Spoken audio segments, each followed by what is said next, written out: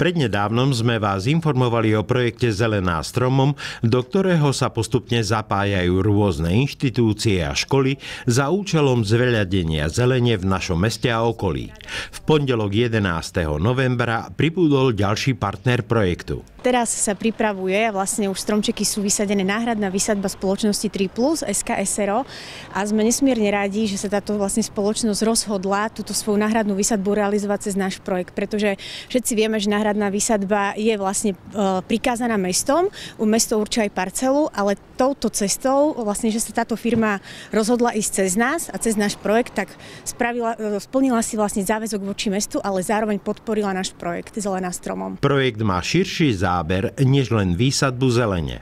Vytvorili sa v podstate takouto cestou prostriedky na nákup vtáčich budok, chrobáčich hotelov alebo rôznych teda farieb pre detičky do základných škôl, ktoré následne budú maľovať tieto vtáčie budky, chrobáčie hotely.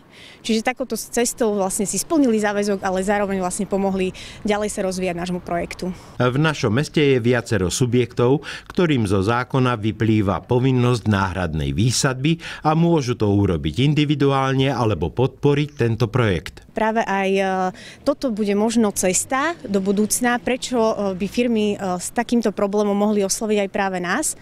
A ako som spomínala, vlastne splnia si to, čo musia urobiť, ale zároveň podporia dobrú vec. Čiže aj dúfame, že do budúcna nás firmy vlastne možno, že začnú oslovovať aj s takouto pomocou. Prvý z desiatky javorov mliečných symbolicky zasadil pán Tarumarajan Muniandy zo spoločnosti 3+ SRO v našom meste. Basically, 3+ would like to help out in this green environment thing. Som rád, že sme si mohli splniť povinnosť voči mestu náhradnou výsadbou týchto 10 stromov. Teším sa, že sme sa tak stali súčasťou projektu Zelená stromom, pretože aj ja sám mám veľmi rád zeleň a stromy. Na záver možno malý postreh. Všetci poznáme mediálny cirkus okolo každého stromu, ktorý musí ustúpiť kvôli bezpečnosti alebo výstavbe. Výsadbu 10 mladých stromov si okrem zainteresovaných a nás nevšimol nikto.